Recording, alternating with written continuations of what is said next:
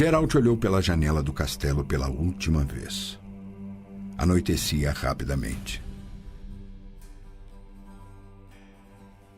O bruxo olhou ao redor do cômodo vazio e saqueado e retornou à empoeirada mesa, junto da qual, lenta e calmamente, começou a se preparar. O bruxo desnudou a lâmina, que brilhou como um espelho. Era de prata pura. Sobre a mesa havia uma pequena caixa com guarnições metálicas. Abriu-a. Geralt sussurrou uma fórmula mágica e bebeu o conteúdo de 2 dos frascos, pondo a cada gole a mão sobre a empunhadura da espada. Bruxo, falta pouco para a meia-noite? Pouco. Solte-me. Dê-me mais tempo. Não.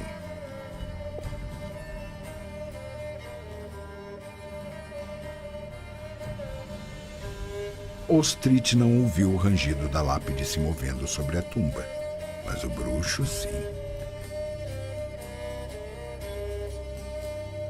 Inclinou-se e cortou com um punhal as cordas que o amarravam. O magnata não perdeu tempo. Se pôs a fugir.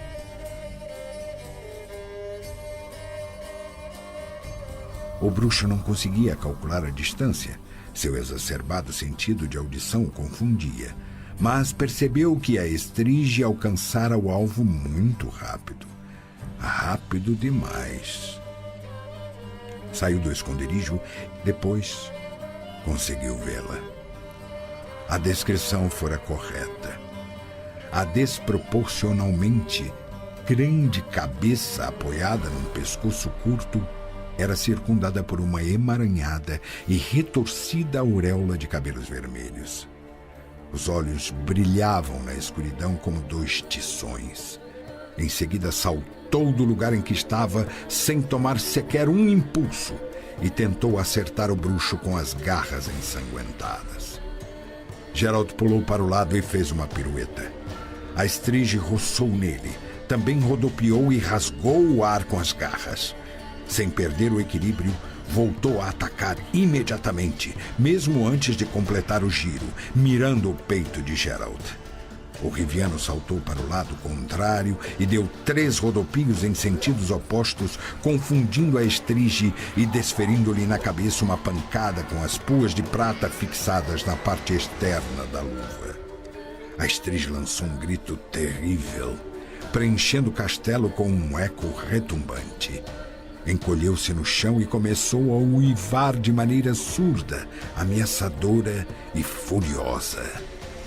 O bruxo sorriu maliciosamente. Conforme esperara, o primeiro teste fora positivo. A prata revelara-se tão fatal a estrígia quanto a maior parte dos monstros trazidos à vida por feitiços. Portanto, havia uma chance. A besta era como as outras, o que poderia garantir um desenfeitiçamento, além de fazer com que, como último recurso, a espada de prata lhe salvasse a vida. A estrígia não demonstrava pressa em iniciar novo ataque. Aproximava-se devagar, arreganhando as presas e babando horrivelmente. Geralt recuou andando em semicírculo e colocando os pés com cuidado um após o outro, ora acelerando, ora desacelerando as passadas, com o que tirava a concentração da estrígia e lhe dificultava tomar impulso para um salto. Ao mesmo tempo que se movia, o bruxo ia desenrolando uma fina, comprida e sólida corrente com um peso na ponta. A corrente era de prata. No momento em que a estrígia iniciou o salto, a corrente sibilou no ar e, contorcendo-se como uma cobra, enroscou-se nos ombros, no pescoço e na cabeça do monstro. A besta desabou por terra no meio do pulo, soltando um uivo de perfurar os tímpanos. Agitava-se convulsivamente no chão, berrando, desesperada.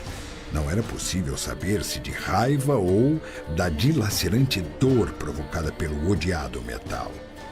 Geralt estava satisfeito. Se quisesse, não teria dificuldade em matá-la.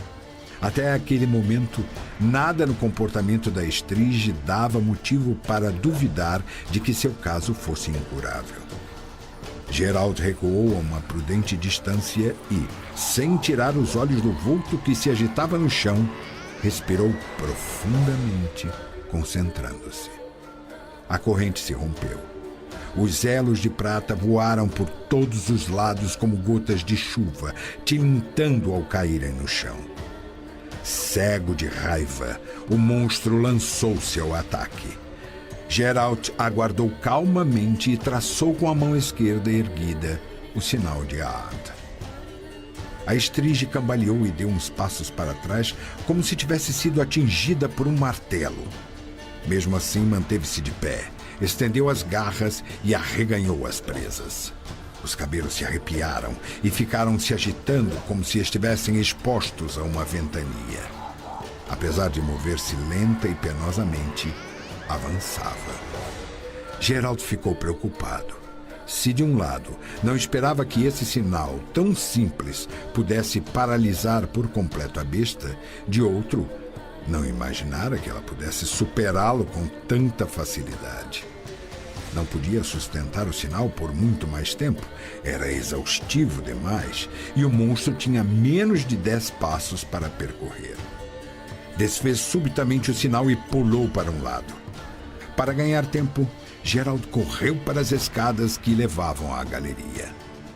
Não estava ainda na metade dos degraus quando a Estrige saiu da cripta, arrastando-se como uma enorme aranha negra. O bruxo aguardou até ela começar a subir, pulou a balaustrada e saltou para o piso. A besta virou-se no degrau e se atirou sobre ele num salto inimaginável de mais de 10 metros de distância. Já não se deixava mais iludir por suas piruetas. Por 2 vezes suas garras arranharam o colete de couro do Riviano, mas outro violento golpe das puas de prata a fez cambalear. Gerald, sentindo uma crescente onda de raiva, arqueou o corpo para trás e desferiu um violento pontapé no flanco da Estrige, derrubando-a no chão.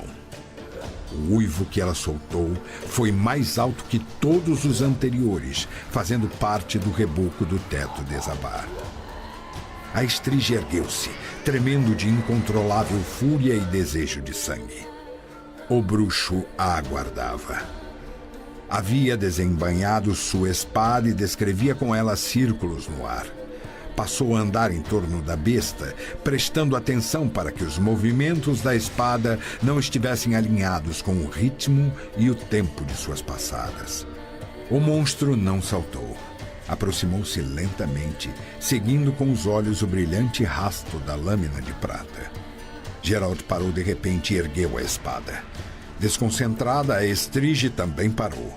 O bruxo fez um lento semicírculo com a lâmina e deu um passo na direção dela. Depois, mais um. E então, um salto, girando rapidamente a espada sobre a cabeça do monstro. A Estrige se agachou e começou a recuar em zigue-zague. Gerald estava novamente próximo, a lâmina da espada cintilando. Nos olhos da besta surgiu um brilho maligno, e por entre suas presas cerradas saiu um som rouco. Continuou a arrastar-se para trás, movida pela concentrada força de raiva, maldade e violência que emanava daquele homem e a atingia em ondas, infiltrando-se em seu cérebro e em suas entranhas. Apavorada a ponto de sentir uma dor até então desconhecida, soltou um fino grunhido e, dando meia volta, saiu correndo desorientada para os labirínticos corredores do castelo. Gerald pegou o terceiro frasco, sorveu seu conteúdo e entrou no sarcófago. Cerrou a laje somente quando ouviu o urro da Estrige vindo de cima. Deitou-se ao lado do mumificado corpo de Ada e riscou o sinal de Irden na parte interna da lápide. Colocou sobre o peito a espada e uma pequena ampulheta com areia fosforescente. Cruzou os braços. Não ouvia mais os horripilantes gritos da besta retumbando pelo castelo. Aliás, parou de ouvir qualquer coisa, pois o cólquico e a celidônia começaram a fazer efeito.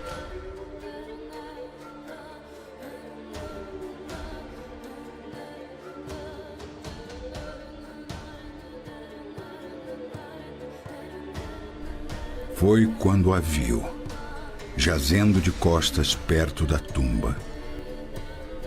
O bruxo tirou as luvas e, sem cerimônia, ergueu com o dedo seu lábio superior. Viu que estava de olhos abertos. Tarde demais.